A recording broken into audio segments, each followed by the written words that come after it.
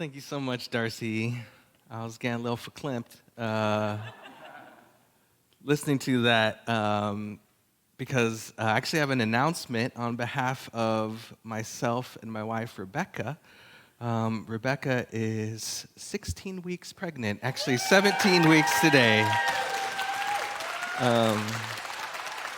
And we're just so excited, and I can just, like, when I think about that little baby coming into the world, I think about singing that song to that little one and just feeling all that love, that kind of unconditional, relentless pursuit of giving that little one our love. So I was getting a little teared up listening to that. But you know, when I listen to love songs like that,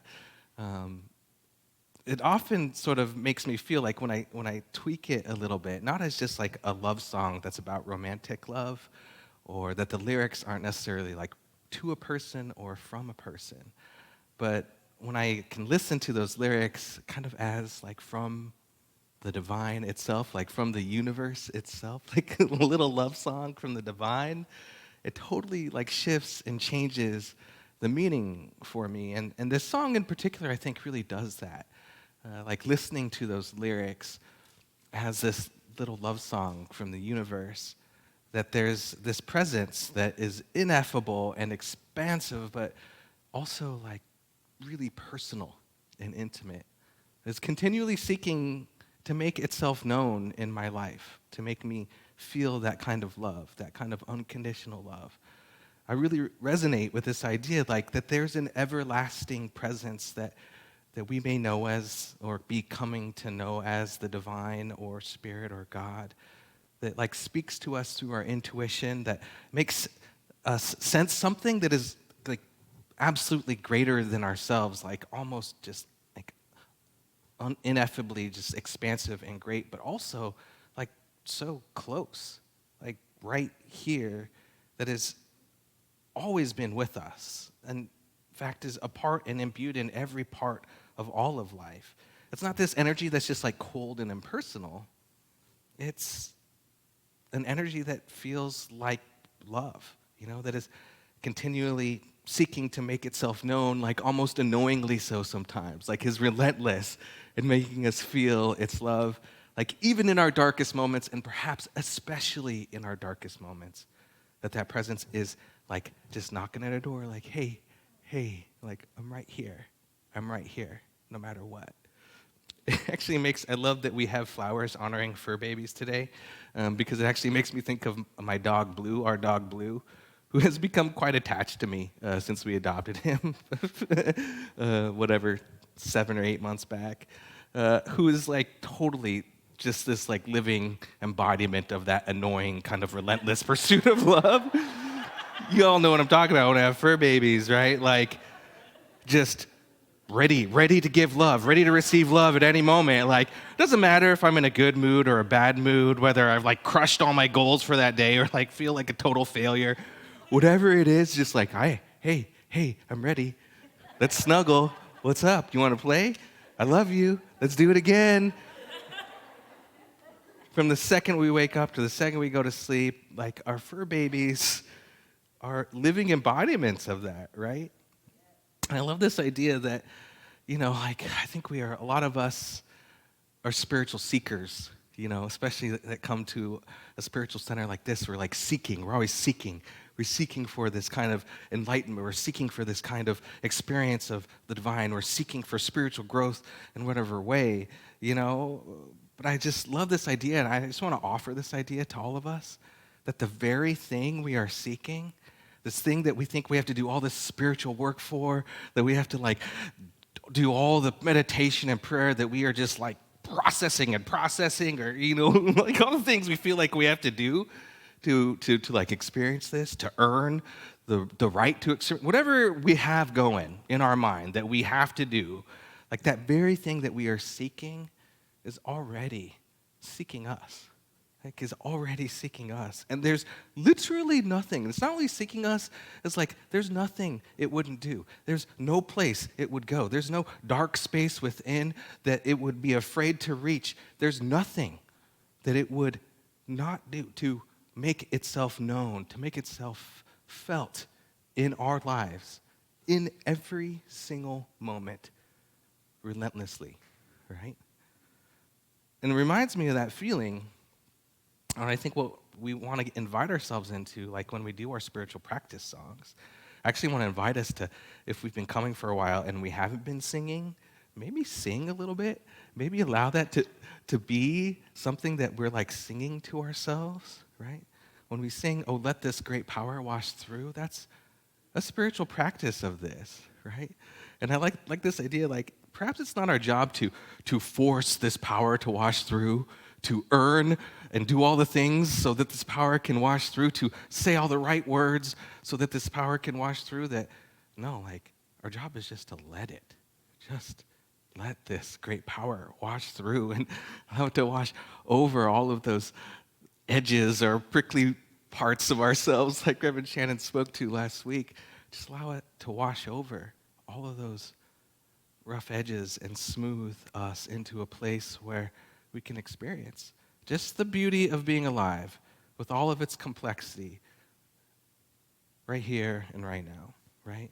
And for whatever reason, when I think about this idea, like I always feel it right here in my chest, right? And we think about it in a broader sense, like in the sense that Bernie shared with us through that reading that Valerie Kaur gave. It like brings me into this idea that this kind of love too can be experienced in a lot of different ways, right? And I want to share that part of the reading again from Valerie Kaur when she's talking about love. She says, "Love is more than a feeling. It's a form of sweet labor. Joy is the gift of love. Grief is the price of love. Anger protects that which is loved. And when we think we have reached our limits, wonder is the act that returns us to love." Like joy, grief, anger, wonder all have their roots in love. And so I noticed too that like I experience these emotions right here in what feels like the center of my being, right in my heart, like that intoxicating joy when we first fall in love, you know, the painful and necessary grief that we experience from loss of love, the anger that is fierce and protective over who we love or that we love, and the wonder and sense of openness and curiosity and softening that can happen when we are seeking to be called back into love in a way that maybe we don't want to, but we know that is necessary in our lives as well. I've also experienced right here, I noticed, right here at the center of my being, right here in my heart, which brings us to the talk title for today. I'm finally getting to it, what hearts are for. What hearts are for. And that phrase actually is a lyric from one of my favorite songs by this MC, Brother Ali, who actually is also a practicing Muslim. He came in town just a few weeks ago. He's one of my favorite MCs. But I want to share some of the lyrics with you from that song. I'm not going to rap them. I'll try. I don't know. I'm going to just eviscerate it anyways. But the whole song title is called Own Light, What Hearts Are For. This is what he says. "I'm using my heart for what hearts are for. All the beauty in this whole life. I thank God for healing. You ain't got to get me lit. I got my own light. I thank God for listening. Listen. You've been trying to build me up my whole life. I thank God for building. You ain't got to get me lit. I got my own light. I thank God I'm living." Like most lyricists, there's a lot of play with words here. Like getting lit is what kids these days like often use for like getting intoxicated, but also just as something that is super exciting or simply this feeling of like being blissed out, And the idea in the song here is like pointing the fact that like we all have this ability to feel lit from within already. Like, you ain't got to get me lit. I got my own light. And that light is like continually seeking to build us up, to heal us, to make us feel how amazing it is to be alive. And I love that there's like this idea that there's something within us that has the capacity always to like renew us, to restore us, to build us back up, that is always listening to us, that is continually healing us, that if we are feeling depleted in some way, like is building us back up, even if we aren't fully conscious of that in this moment. That's already happening, right? right now, right here in this moment, right here with this breath. And when I think about the function of the heart, like from a physiological point of view, now I'm not like a biologist or a scientist, but like when you think about the heart, its purpose, like what hearts are for, is really just one of renewal. Like think about it, like our heart's job, like what the heart does is it brings in all of the red blood cells that have been depleted of oxygen, right? And it takes those into itself, and then it shoots it out into the lungs, all of those depleted blood cells where it infuses, breath. It infuses the breath we brought in. It replenishes all of those depleted red blood cells with oxygen, and then it takes it back into itself, and then what does it do? It sends it out to every part of our being, to our brain, to our organs, from our fingertips to our toes. Like our heart is renewing us right here in this moment with every single breath, like it's happening right now. And I gotta say, y'all, like I'm deeply heartened or comforted by this, especially like in times when I know like I'm feeling a little depleted or burned out. I've been hearing from some folks and actually some friends that I've talked to recently that they have been feeling kind of like in zombie mode recently, like not fully here, just kind of burned. Can anyone else resonate with, is anyone else feeling kind of burned out these days? Just kind of like, I don't know, like I'm like maybe running at like 60%, 65% tops, and it's taking everything in me just to get through every day. Like I'm functioning, but I'm not like doing so at the highest level. I've been feeling a little bit of that. I got a vacation coming up next weekend, so I'm really stoked about that. But I've been researching burnout a little bit, and Emily Nagoski and her twin sister Amelia wrote a book about burnout, and they define burnout having like three main characteristics. They talk about emotional exhaustion, or the fatigue that comes just from caring too much or just from feeling too many emotions. Depersonalization, which is basically like compassion fatigue. It's like, God, I really like to care about what's going on in the world. I'm just tired. It's just so much. I'm so tired. And then sort of the feeling of futility or decreased sense of accomplishment, kind of feeling like, yeah, I'm trying a lot, but I feel like I'm spinning my wheels here. I feel like I'm just spinning my wheels. I'm not gaining the traction that I thought I would. And though, this was first kind of utilized in the workplace, I think this can go, through every single aspect of life, no matter if we're working or we're retired or wherever we are out in life. And so I feel that like, we've established that burnout is there, but then I ask, it's like, okay, what do we do about it? What can we do about this burnout that we might be feeling? And I love this because what the Nagoski sister says is like, you can't just only rest. Like, you think like burnout, it's like all we gotta do is like go get a massage and take a nap and it's all gonna be better. And what she says is like, no, you actually have to complete the stress cycle. You have to complete the cycle, which means that like you have to know what kind of stress is coming into your body, and you have to know what it's gonna take to complete that cycle, right? And so, this makes sense from an evolutionary standpoint. Like when we experience a stressor, whatever that stressor may be, like it could be a deadline at work, or it could be a difficult relationship, or some annoying coworker, or some stress from some change or transition in your life. Even if that change or transition is really good and positive, like it could be stress from family members or kids, or I'm starting to see that might be happening for me soon, or whether it's a stressor that's created from, just like God looking out in the world and seeing all the crazy things that are happening and not knowing what to do about it, but really, really wanting to do something. Like this all creates stress that like lives in our bodies, in our mammalian brains, right? Thinks that like it takes that stress, and the way our brains develops, like, oh, like saber-toothed tiger, I gotta go, I gotta run. And so it takes all of our focus and it puts it on that stressor, and it puts us into this stress state, like, because our brain's saying that like saber-toothed tiger's chasing me, like all of my energy is I gotta have my wits about me, And back in the day, like way back in the day, like way back in the day, we would expend this energy, and then that stress cycle would be complete. You know, we would run our butts off, get back to safety, feel that we're in safety, and then our bodies would know that that stressor is no longer there. But these days, like, we don't do that. Like, I don't know about y'all, but like, I can feel stress and just like not do anything about it and just kind of live in there. And this really became apparent to me, like this physiological response, like when I started wearing an Apple Watch or a Fitbit, you know, and like my watch, it would like start vibrating and it would like notify me like when my pulse level was going up, but that I wasn't like actually moving my body. And it knew all that, first of all, which is crazy. But I was like super annoyed at it because it was often like when I was just like doom scrolling on Twitter, just getting pissed off at people like, oh, I can't believe this guy.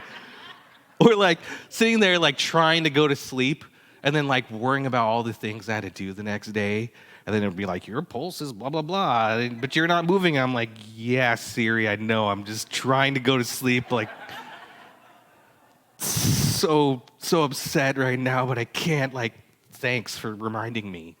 I get it. So what it's basically saying, like, we just have to be a little bit more intentional about our stress response, and it like and be real about how we can complete that cycle, right? How we can complete the cycle of stress to remind ourselves, yeah, we're these mammals that evolved these brains that don't necessarily function to like the way we'd like it to in our modern day. But this is what we have to do. And the Nagoski sisters, they talk about it this way. They say, to be human is to live in service of a mammalian body that demands the freedom to move through all the tunnels, the cycles, and the oscillations of being alive. Your body needs you to breathe in, and then it needs you to breathe out. We are built to oscillate through the cycle. It needs you to eat and then digest. You have to go all the way through the cycle and then go through it again and again and again all your life. Your body needs sleep and rest, but it doesn't need or even want to stay in a state of perpetual quiet.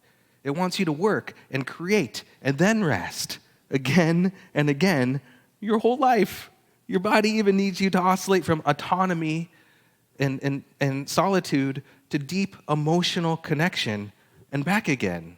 Over and over all your life. We're not built to stay perpetually in connection with others, and we're not built to be perpetually alone. We're built to move through times of autonomy back to connection again and again. So I got to say, like the Libra in me just like lit up when I read this. Like, oh yeah, it's all about balance. Actually, it doesn't matter. Everybody needs to listen to Libras. It's all about balance. Just live like we do. Although we are horrible at it. You know, we're actually never in balance. We're just trying to get to balance. So this is like my struggle every day. So it just asks us, right? Like, asks us to ask ourselves, like, what is causing this stress? And what do I need to do to complete the cycle? Like, have I been holding my breath in, like waiting for something to happen for so long, or holding my breath about something that I might be nervous about? Like, what can I do to complete the cycle and start breathing out again to alleviate whatever it is that may be causing us to only breathe in? Like, have I just been like trying to suck it up and like power through whatever I'm doing, and I haven't given myself any time for rest? I'm just like been putting my head down, thinking that's the best thing I can do in life and just power through whatever it is that may be challenging me right now? Or have I kind of been in sloth mode? Have I been like a little too isolated? Do I need to maybe reach out for connection and actually share what's on my heart? Like, am I being called to actually share some things that I've been holding in for so long and process emotions that I've literally been holding in for too long, like emotionally constipated in some way? That was a really bad joke, I'm sorry.